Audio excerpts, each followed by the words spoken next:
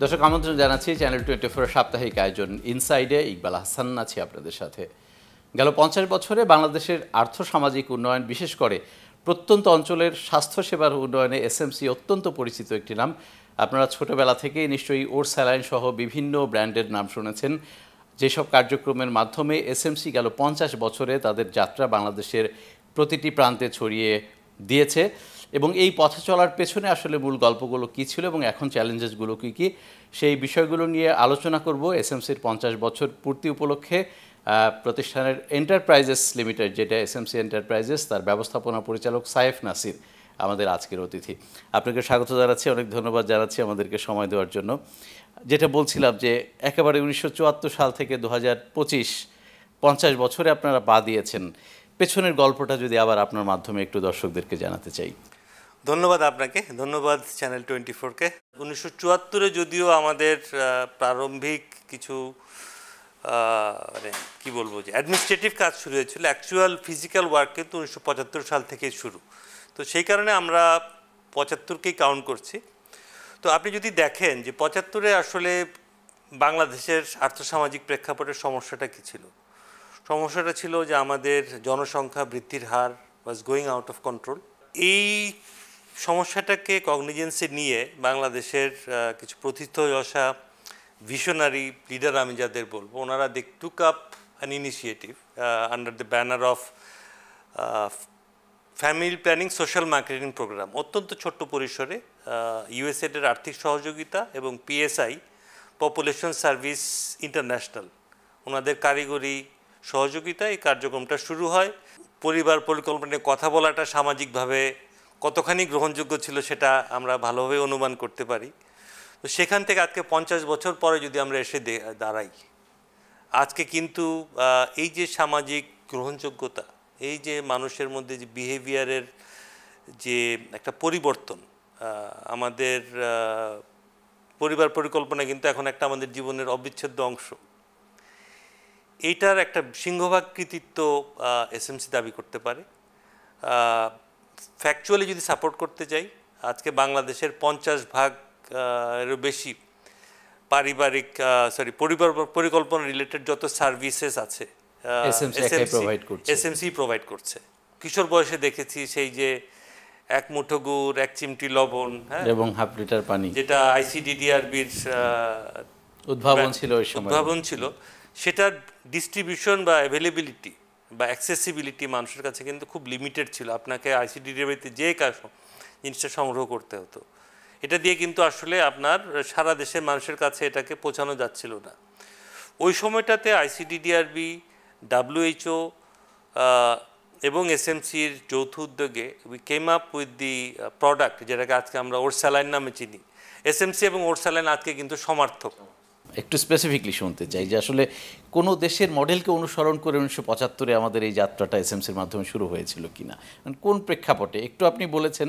তারপরে ওই সময় চিন্তা করাটাও তো খুব কঠিন কাজ ছিল। এসএমসির যে বিজনেস মডেলটা, এটা আসলে প্রবলি আমাদের ওই সময় যারা ইনসেপশনে জড়িত ছিলেন, এটা তাদের একটা দূরদর্শিতা এবং তাদের নেতৃত্বের প্রতিফলন। এখন তো এন্টারপ্রাইজ দিয়ে এসএমসি আরও বড় পরিসরে সাধারণ মানুষের কাছে পৌঁছাচ্ছে। তো মূল এসএমসি এবং এন্টারপ্রাইজ, এই দুইটার মধ্যে গুণগত কোনো পার্থক্য আছে কিনা বা লক্ষ্যের দিক দিয়ে কোনো পার্থক্য আছে কিনা? এসএমসির যে মূল লক্ষ্য, যে why do SMC exist today, হ্যাঁ, সেটা হচ্ছে আমরা বিশ্বাস করি যে সুস্থ মা এবং সুস্থ শিশু একটা জাতির মেরুদণ্ড। হ্যাঁ, সো আমাদের যত কার্যক্রম, এভরিথিং ইজ গিয়ার টুয়ার্ডস যে বেসিক যেটা স্বাস্থ্যসেবা, সুস্থ মা এবং সুস্থ শিশুর বা শিশুর নিউট্রিশন টার্গেট করেই করা। এটা কিন্তু একটা সামাজিক বা ফিলান্থ্রপিক অ্যাক্টিভিটি, যেটা বলে welfare activity, that is the context. Where is SMC different, যে এইটা করার জন্য কিন্তু আমাদের যে কোনো ওয়েলফেয়ার অ্যাক্টিভিটি করার জন্য আপনাকে ফান্ডিংয়ের প্রয়োজন হয়। এখানে কিন্তু আবার এসএমসি নেতৃত্ব, যে আরেকটা তখন যারা নেতৃত্বে ছিলেন আমাদের পূর্বসূরীরা, দে ক্রিয়েটেড এ স্ট্রাকচার যেখানে আসলে আমরা সেলফ রিলায়েন্স বা স্বাবলম্বী হওয়ার জন্য আমাদের নিজস্ব আয় নিজস্ব বাণিজ্যিক কার্যক্রম জন্য একটা ফ্রেমওয়ার্ক তৈরি করেন। এই বাণিজ্যিক কার্যক্রমটাই কিন্তু এসএমসি এন্টারপ্রাইজ। সো এই বাণিজ্যিক কার্যক্রম থেকে আমাদের যে লভ্যাংশ আসে সেটা কিন্তু আপনার দুটা খাতে মাত্র ব্যয় হয় বা ব্যবহৃত হয়, ব্যয় ঠিক বলবো না, ব্যবহৃত হয়। প্রথমটা হচ্ছে আমাদের যে এই যে মাতৃস্বাস্থ্য এবং শিশু পুষ্টি নিয়ে যে ইনিশিয়েটিভগুলো, এটার একটা সিংহভাগ এখানে চলে যায়। আর দ্বিতীয়ত হচ্ছে এই যে আমাদের বাণিজ্যিক কার্যক্রম পরিচালনা করার জন্যে যে আপনাকে নতুন ক্যাপাসিটি তৈরি করা, reinvest back into the business. আর 10টা বিজনেস ইউনিটের সাথে এসএমসির বিজনেস ইউনিটের কোয়ালিটেটিভ পার্থক্যটা কোথায়? এসএমসি এন্টারপ্রাইজ যে বাণিজ্যিক কার্যক্রম পরিচালনা করে, আমরা কিন্তু অন্যান্য বাণিজ্যিক প্রতিষ্ঠান যেসব নিয়মকানুন মেনে চলতে হয়, আমরা সব আমাদের সেই আইন কানুন কিন্তু মেনে চলতে হয়। আমরা কিন্তু একটা কোনো রকম অ্যাডেড কোনো অ্যাডভান্টেজ যে যেহেতু এটা একটা ওয়েলফেয়ার অর্গানাইজেশন, এখানে এই কোনো রকম কোনো অ্যাডভান্টেজ আমাদের নাই। ধারণাটা তো আসলে একটা মার্কেটিং কোম্পানিকে ঘিরে, কিন্তু এখন আমরা দেখছি যে উৎপাদনেও আপনারা অনেক বেশি এগিয়ে গেছেন। তারপরে আপনাদের যে পরিমাণ চাহিদা, যে পরিমাণ প্রোডাক্ট, সেটা নিজেরা উৎপাদন করে সরবরাহ করাটা কঠিন হয়ে যাচ্ছে। এই জায়গাটা আসলে সামনের দিনগুলোতে কিভাবে মেটাবে? 50 বছরের যে সাফল্য, হ্যাঁ, সেই সাফল্য কিন্তু আসলে সোশ্যাল মার্কেটিং থেকে এসছে। হ্যাঁ, গ্রামের ঘরে ঘরে এই যে সচেতনতা তৈরি করা, সেই মানে উইমেন হাইজিনকে ফোকাস করে এই যে একটা অ্যাডাপশন, এটাও কিন্তু আসলে যেমন ওরসালাইন বাংলাদেশে একটা রেভলিউশন নিয়ে এসছে, সিমিলারলি স্যানিটারি ন্যাপকিনও কিন্তু Joy as a brand, I would say it's again এই মার্কেটটাকে তৈরি করেছে এই আমাদের সোশ্যাল মার্কেটিং প্রোগ্রাম। তো এই ধরনের কার্যক্রম কিন্তু আমাদের এখনও চলছে এবং দিস ইজ আওয়ার কোর, এটা চলতে থাকবে। এখন প্রয়োজন অনুযায়ী মার্কেট যেভাবে বাড়ছে, আমরা কিন্তু এই যেটা আগে আপনাকে বলেছিলাম যে আমাদের যে অর্জিত লভ্যাংশ বাণিজ্যিক কার্যক্রমতে যেটা আসে, সেটা আমরা রিইনভেস্ট করে ক্যাপাসিটি এক্সপ্যানশন করছি বিভিন্ন ক্ষেত্রে। যেমন এসএমসি প্লাস একটা প্রোডাক্ট, সেটাও কিন্তু আমরা প্রথমে কন্ট্রাক্ট ম্যানুফ্যাকচারিং শুরু করি, এখন আমরা আমাদের নিজস্ব ফ্যাক্টরি করেছি। মানে বিজনেস মডেল হয়তো আপনাদেরটা এরকমভাবেই আপনারা জি, আমরা বেসিক্যালি আপনি যে কোনো প্রোডাক্টের ক্ষেত্রে দেখবেন যে we start small, gradually build up এবং একটা সাস্টেনেবল পর্যায়ে আমরা মেনটেন করে যাই।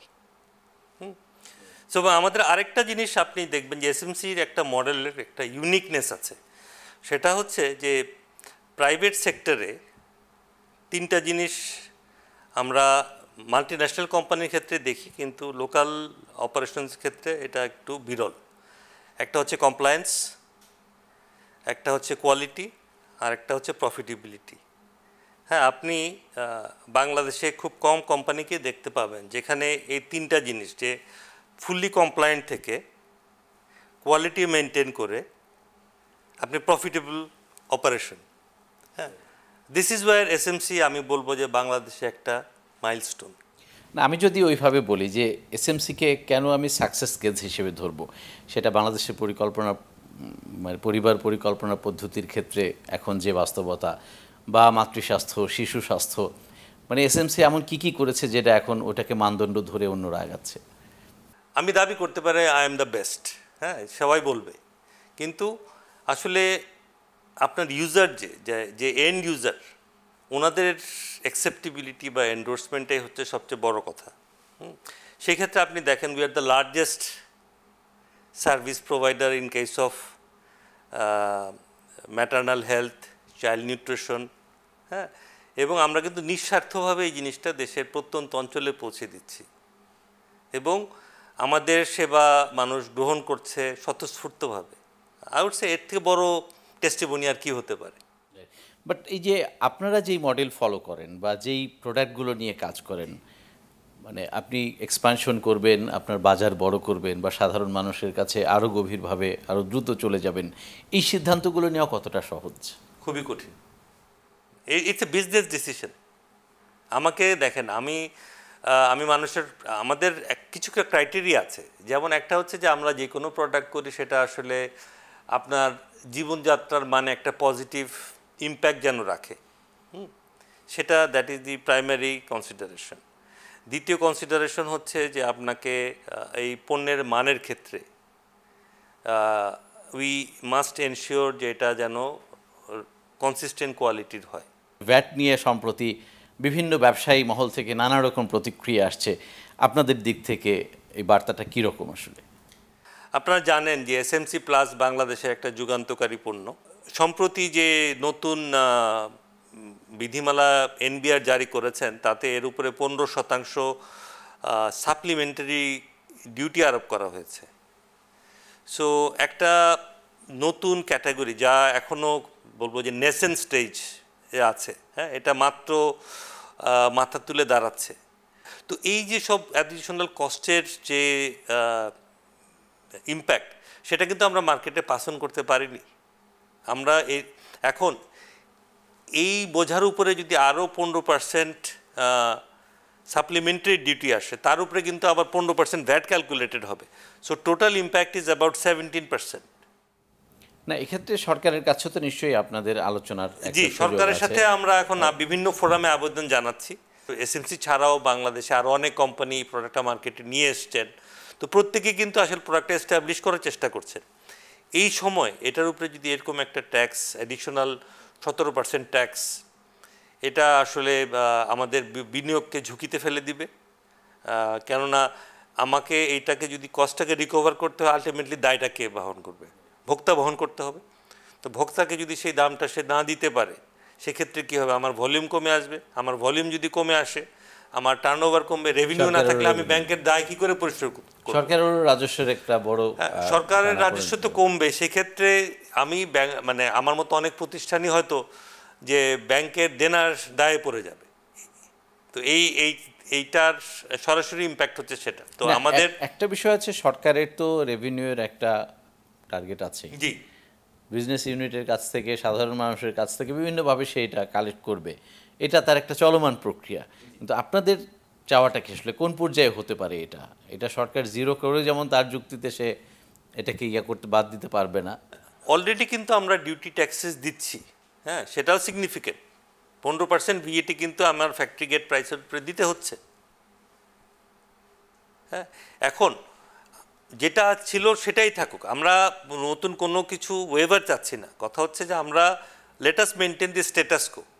না, নিশ্চয়ই আরও তো বিভিন্ন প্রোডাক্টের উপর এটা আমরা অলরেডি দেখেছি যে আনুষ্ঠানিকভাবে সংবাদ সম্মেলন করেও এই সিদ্ধান্তের প্রতিবাদ জানানো হয়েছে। তো আপনার কি মনে হয় যে এই সিদ্ধান্ত যদি বহাল থাকে, নেক্সটে মার্কেটে কী ধরনের ইম্প্যাক্ট পড়তে পারে এর উপর? এটা নেতিবাচক ইম্প্যাক্ট তো অবশ্যই আসবে। সেটা নিউমেরিক্যালি কোনো অ্যানালাইসিস করা সম্ভব? এটা আসলে ধরেন এটা ইন্ডাস্ট্রি ভ্যারি করবে। হ্যাঁ, যেমন ফার্মাসিউটিক্যালে আপনার যেটা 2.4 থেকে 3% ভিএটি করা হয়েছে। তো এইখানে আপনি 0.5% ভিএটি ইম্পোজ করলে আলটিমেটলি এটা তো হয়তো মানুষ, আপনি অসুস্থ হলে আপনি ওষুধ কিনবেন, আমি ধরে নিচ্ছি, কিন্তু এই অ্যাডিশনাল কস্ট এটা কে বহন করবে? এই ফার্মাসিউটিক্যাল কোম্পানি তো বহন করবে না, এটাকে আপনাকে আমাকে যারা ওষুধ কিনি আমরা তারা আমাদের বহন করতে হবে। সো এই দায় বহন করার ক্ষমতা আমাদের সাধারণ মানুষের জীবনে আছে কিনা? যখন আপনার ফুড ইনফ্লেশন নভেম্বর মাসের হিসাবে 13.8%, হ্যাঁ, আমাদের general inflation is around 10% for last 6 months. আমার আয় কি 10% বেড়েছে? বাড়েনি তো। উল্টা আপনি যদি চিন্তা করেন, আমার নেটওয়ার্থ বা আমাদের জাতি হিসাবে নেটওয়ার্ক 30% কমে গেছে because of the currency devaluation.